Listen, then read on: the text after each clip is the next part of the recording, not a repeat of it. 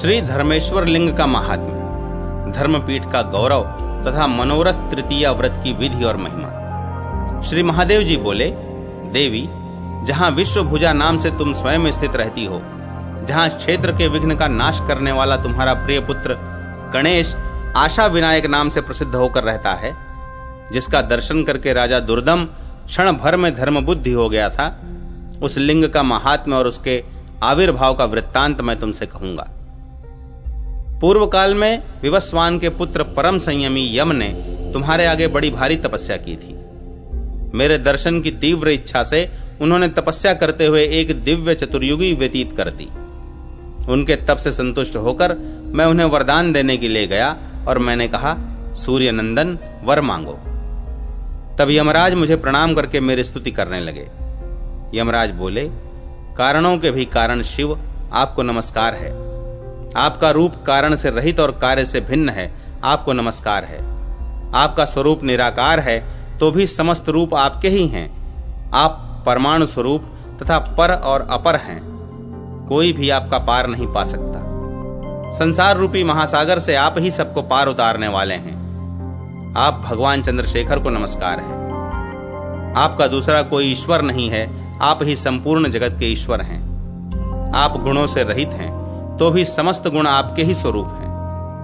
आप काल और प्रकृति से परे हैं तो भी आप ही काल और प्रकृति रूप हैं, आपको नमस्कार है।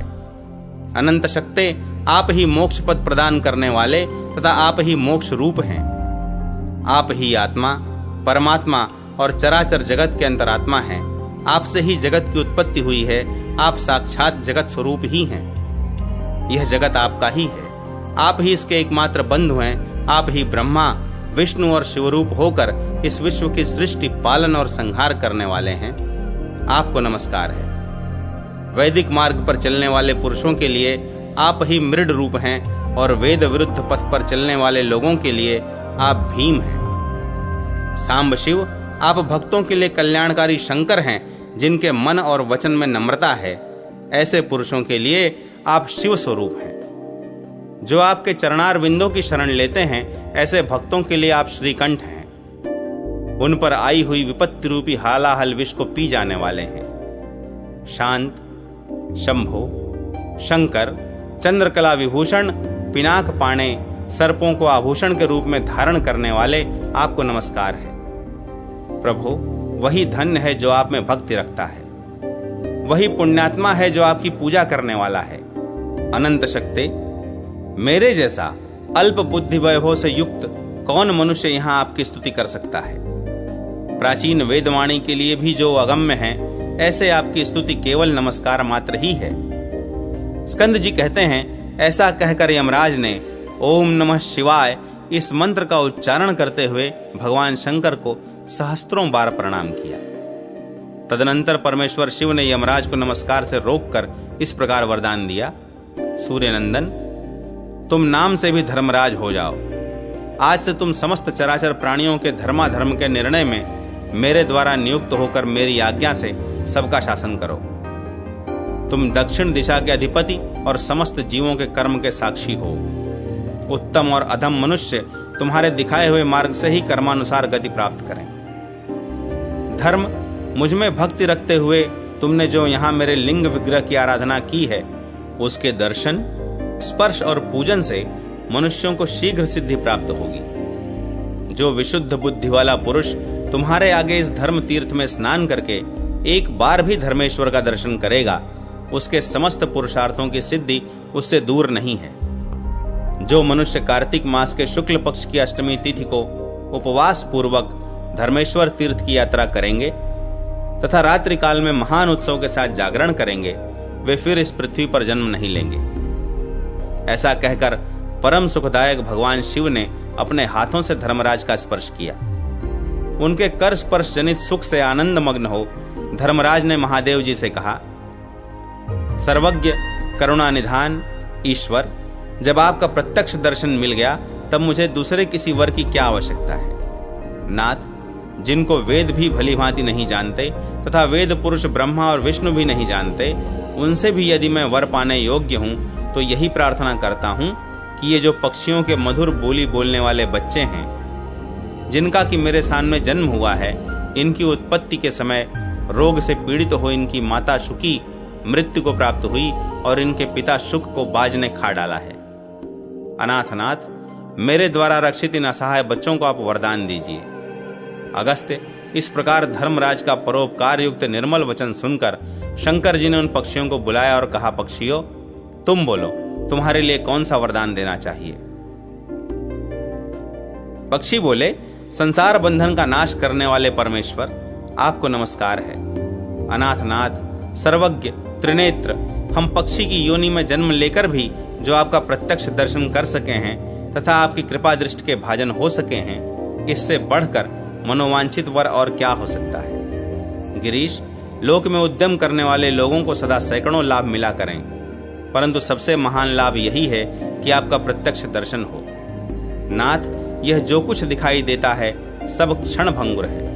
एकमात्र आप ही अविनाशी हैं और आपकी आराधना भी अक्षय है। इन तपस्वी द्वारा की हुई आपके श्रीलिंग की पूजा देखने से इस समय हमें अपने विचित्र विचित्र करोड़ों जन्मों का स्मरण हो आया है। महेश्वर, हमने दीर्घ काल तक देव योनि का सुख भी प्राप्त किया है, लीला पूर्वक सहस्त्रों दिव्यांगनाओं का उपभोग किया है। असुर, दानव, नाग, राक्षस, किन्नर, विद्याधर और गंधर्वों की योनि भी हमने प्राप्त की है। मनुष्य योनि में जन्म लेकर राज्य का भी उपभोग किया है। जल में जलचर और स्थल में स्थलचर भी हमें होना पड़ा है, परंतु शंभो, इस योनि से उस योनि में और उस योनि से किसी तीसरी योनि में भटकते हुए हमने कहीं भी किंचिन मात्र भी सुख नहीं पाया है। इस समय धर्मेश्वर के दर्शन से और सूर्य नंदन यम की तपस्या रूपी अग्नि की ज्वाला से हमारे सारे पाप जल गए हैं और हम आपका प्रत्यक्ष दर्शन करके कृतकृत्य हो गए हैं। भगवान, अब आप हमें वह ज्ञान प्रदान करें जिससे मायामय बंधन में बंधे हुए हम सब लोग उससे मुक्त हो जाएं। हमें इंद्र, चंद्र तथा अन्य किसी देवता का लोक नहीं चाहिए। आपका सामीप्य प्राप्त होने से हम सब लोगों की स्थिति को अच्छी तरह जान गए हैं। समयानुसार आपके आनंदवन काशी में शरीर का त्याग करना संसार बंधन के विनाश का कारण तथा परम उत्तम ज्ञान है। प्रभो, तिर्यक योनि में पड़े हुए हम पक्षी भी धर्मराज की तपस्या से विकल्पहीन ज्ञान के पात्र हो गए हैं। उन पक्षियों की यह बात सुनकर महादेव जी ने धर्मपीठ के गौरव का वर्णन करते हुए कहा, इस त्रिलोक नगर में काशी ही मेरा राजभवन है और उसमें भी मोक्ष लक्ष्मी विलास नामक मंदिर मेरे लिए अत्यंत सुखप्रद स्थान है। इस शिवालय के व्याज से आनंद कंद का कोई अंकुर ही भूमि फोड़कर प्रकट हुआ है। उपनिषद की वाणी द्वारा जिस निराकार परब्रह्म का वर्णन किया गया है वही मैं हूं। अपने भक्तों पर कृपा करके साकार रूप से प्रकट हो गया हूं। उससे दक्षिण दिशा में मोक्ष लक्ष्मी का धाम स्वरूप मेरा मंडप है। उसमें मैं सदा स्थित रहता हूं। वह मेरा सभा मंडप है। पृथ्वी पर वह स्थान निर्माण मंडप के नाम से प्रसिद्ध है। वहां एक ऋचाका भी भली भांति जप करने वाला मनुष्य संपूर्ण वेदों के पाठ का फल पाता है। जो मुक्ति मंडप में षडक्षर मंत्र का एक बार भी उच्चारण कर लेता है वह रुद्राध्याय के कोटि बार जप करने का फल पा लेता है। जो वहां निष्काम भाव से मेरे मंदिर में धर्मशास्त्र, पुराण और इतिहास का पाठ करता है वह मेरे लोक में निवास करता है। मेरे मंदिर से पूर्व भाग में जो ज्ञान मंडप है वहां सदा मेरा ध्यान करने वाले सत्पुरुषों को मैं ज्ञान का उपदेश देता हूं। यहां काशी में पग पग पर अनेक सिद्ध पीठ हैं, परंतु धर्मेश पीठ की कोई और ही शक्ति है जो सबसे श्रेष्ठ है। जहां ये छोटे शुक शावक त्रात त्रात का उच्चारण करते हुए मेरे सदुपदेश से निर्मल ज्ञान के भाजन हो गए। सूर्यनंदन धर्म, आज से मैं तुम्हारे इस उत्तम तपोवन धर्मेश्वर पीठ का कभी त्याग नहीं करूंगा। देखो, मेरी कृपा से ये शुक पक्षी दिव्य विमान पर बैठकर मेरे परम धाम को जा रहे हैं। देवेश्वर भगवान शंकर के ऐसा कहते ही कैलाश शिखर के समान एक विशाल दिव्य विमान आ पहुंचा। वे निर्मल पक्षी दिव्य रूप धारण करके उसी विमान पर बैठे और धर्मराज से पूछकर कैलाश पर्वत पर चले गए।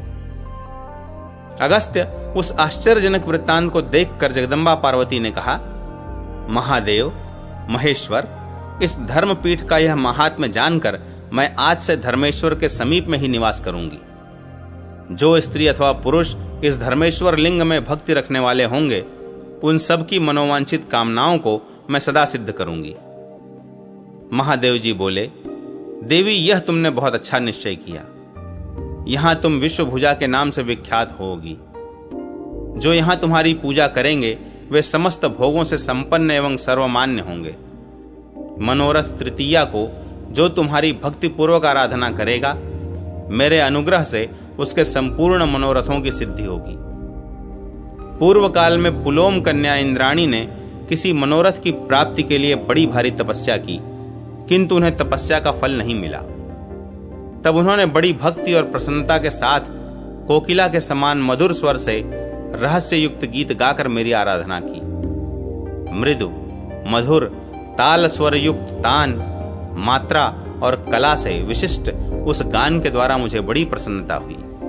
मैंने उसके पास जाकर कहा, पुलोम नंदिनी, मैं तुम्हारे इस सुमधुर गीत और मेरे श्री विग्रह के पूजन से प्रसन्न हूं। तुम कोई वर मांगो। शची बोली, देवेश, यदि आप प्रसन्न हैं तो जो सब देवताओं में माननीय, सुंदर और यज्ञकर्ताओं में श्रेष्ठ हों, वे ही मेरे पति हों। आप मुझे मेरी इच्छा के अनुसार रूप, सुख और आयु प्रदान करें। आपके अर्चा विग्रह की पूजा में मेरी उत्तम भक्ति सदा बनी रहे और मेरा पातिव्रत्य कभी नष्ट न हो। पुलोम पुत्री शची के मनोरथ को सुनकर महादेव जी ने कहा, तुम व्रत का अनुष्ठान करने से पूर्वोक्त मनोरथों को प्राप्त करोगी। मनोरथ तृतीया नाम का जो व्रत है, उसके पालन से मनोरथ की सिद्धि होगी। 20 भुजाओं से सुशोभित विश्वभुजा नामक गौरी देवी उस व्रत की अधिष्ठात्री देवी हैं। उन्हीं की पूजा करनी चाहिए। देवी के आगे वरदायक आशा विनायक का भी पूजन करना चाहिए। चैत्र शुक्ला द्वितीया को दंत धावन आदि करके सायंकालिक नियमों का पालन करने के पश्चात अधिक तृप्ति पूर्वक भोजन न करके थोड़ा सा आहार करें। तदनंतर इस प्रकार नियम ग्रहण करें, माता विश्वभुजा देवी, तुम्हारी प्रसन्नता के लिए कल प्रातः काल में क्रोध को जीतकर, इंद्रियों को संयम में रखकर, अस्पृश्य वस्तुओं के स्पर्श से दूर रहकर व्रत में ही मन लगाए हुए पवित्रता पूर्वक मनोरथ तृतीया नामक व्रत का अनुष्ठान करूंगा। इसमें मेरे मनोरथ की सिद्धि के लिए तुम सदा मेरे समीप रहो। बुद्धिमान पुरुष प्रातः काल उठकर आवश्यक कर्म करके शौच एवं आचमन से निवृत्त हो अशोक वृक्ष का उत्तम दंत धावन ग्रहण करे। फिर नित्य की स्नान आदि क्रिया पूरी करके दिन भर उपवास करे। तत्पश्चात सायंकाल में स्नान करके शुद्ध वस्त्र धारण कर गौरी जी की पूजा प्रारंभ करें। सबसे पहले गणेश जी की पूजा करके उन्हें घृत पक्व का भोग लगावे। तदनंतर अशोक के सुंदर फूलों से विश्वभुजा देवी की पूजा करें। पहले कुमकुम से अनुलेपन करके अशोक वर्ती, नैवेद्य, धूप अगर आदि से देवी की पूजा करने के पश्चात एक बार देवी का प्रसाद भोजन करें। इस प्रकार चैत्र की तृतीया बीत जाने पर वैशाख से फाल्गुन तक प्रत्येक मास की शुक्ला तृतीया को इस उत्तम व्रत का पालन करें। जम्बू, अपामार्ग, खदिर, जाति, आम्र, कदम्ब, प्लक्ष, उदुम्बर, खरजूर, बीजपुर और दाड़िम, इन 11 प्रकार के काष्ठों का क्रमशः वैशाख से लेकर फाल्गुन तक व्रत के दिन दातन करें। सिंदूर, अगर, कस्तूरी, चंदन, रक्तचंदन, गोरोचन, देवदारू, पद्माक्ष और 2 प्रकार की हल्दी तथा यक्ष करदम, इनके द्वारा क्रमशः वैशाख आदि मासों के व्रत में देवी को अनुलेपन लगाना चाहिए। यदि पूर्वोक्त सब वस्तुओं की प्राप्ति न हो तो प्रत्येक मास में यक्ष करदम ही उत्तम है। 2 भाग कस्तूरी, 2 भाग कुंकुम, 3 भाग चंदन और 1 भाग कपूर, इन सब को मिलाकर जो अनुलेपन तैयार किया जाता है उसका नाम यक्ष करदम है। यह समस्त देवताओं को प्रिय है। गुलाब, बेला, कमल, केतकी, कनेर, उत्पल, राजचंपा, तगर, चमेली, कुमारी और कर्णिकार, इन पुष्पों द्वारा वैशाख आदि मासों में पूजन करना उचित है। फूल न मिले तो उनके पत्तों से ही पूजा करें। फूल और पत्ते दोनों न मिलें तो किन्हीं भी सुगंधित पुष्पों से पूजा की जा सकती है। करंभ, दही भात, आम के रस से युक्त मंडक, फेणिक, वटक, शक्कर मिलाया हुआ पायस, इनका क्रमशः वैशाख से अश्विन तक भोग लगावें। कार्तिक में मूंग और घी के साथ भात निवेदन करें। अगहन में इंडेरिका, पौष में लड्डू, माघ में लंपसिका और फाल्गुन में चीनी भरकर घी में पकाई हुई पूरियां श्री गणेश जी तथा विश्वभुजा देवी को निवेदन करें। इस प्रकार एक वर्ष तक प्रत्येक मास की शुक्ला तृतीया को विश्वभुजा देवी की आराधना करके व्रत की पूर्ति के लिए वेदी पर अग्नि की स्थापना करें। तत्पश्चात अग्नि देवता संबंधी मंत्र द्वारा तिल और घी आदि द्रव्य से 108 बार होम करें। इस व्रत के लिए सदा रात में ही पूजा बताई गई है। रात में ही भोजन का नियम है। रात में ही यह होम होता है तथा रात में ही देवी से क्षमा प्रार्थना की जाती है। प्रार्थना के लिए मंत्र इस प्रकार हैं: गृहाण पूजाम में भक्त्या मातर विघ्निजता सह नमोस्तुते विश्वभुजे पूर्याशु मनोरथम नमो विघ्न कृते तुभ्यम नम आशा विनायक त्वम विश्वभुजया सार्ध मम देहि मनोरथम। मातः, आप विघ्न विजयी गणेश जी के साथ मेरी भक्ति पूर्वक की हुई यह पूजा स्वीकार करें। विश्वभुजे, आपको नमस्कार है। आप मेरे मनोरथ को शीघ्र पूर्ण करें। आशा विनायक, आप विघ्नों के सृष्टा हैं। आपको नमस्कार है, नमस्कार है। आप विश्वभुजा देवी के साथ कृपा करके मेरा मनोरथ पूर्ण करें। इन दोनों मंत्रों का उच्चारण करके गौरी गणेश की पूजा करनी चाहिए। व्रत के लिए क्षमा प्रार्थना करते समय पलंग, गद्दा, तकिया, दीवट, दीप और दर्पण देना चाहिए। आचार्य से प्रार्थना करें, भगवान, मैंने मनोरथ तृतीया का व्रत किया है। इसमें जो न्यूनता या अधिकता का दोष आ गया हो वह दूर होकर आपके वचन से मेरा यह व्रत पूर्ण हो जाए। इस प्रकार आचार्य से आज्ञा और आशीर्वाद लेकर गांव की सीमा तक उन्हें पहुंचा आवे। यथाशक्ति दूसरों को भी दान दे। फिर अपने परिवार के साथ रात्रि में प्रसन्नता पूर्वक भोजन करें। प्रातः काल चतुर्थी को 4 कुमारों और 12 कुमारियों को भोजन कराकर गंध, पुष्प, माला आदि से उनकी पूजा करें। इस प्रकार यह निर्मल व्रत पूर्णता को प्राप्त होता है। मनोरथ तृतीया का यह व्रत करने से जिसका जो मनोरथ हो वह पूर्ण होता है। इस उत्तम व्रत को सुनकर पुलोम कुमारी शची ने उसका पालन किया। इससे उनकी मनोवांछित कामना सिद्ध हुई। जो बुद्धिमान पुरुष मन लगाकर इस पुण्यमयी कथा को सुनता है वह शुभ बुद्धि को प्राप्त होता और सब पापों से मुक्त हो जाता है।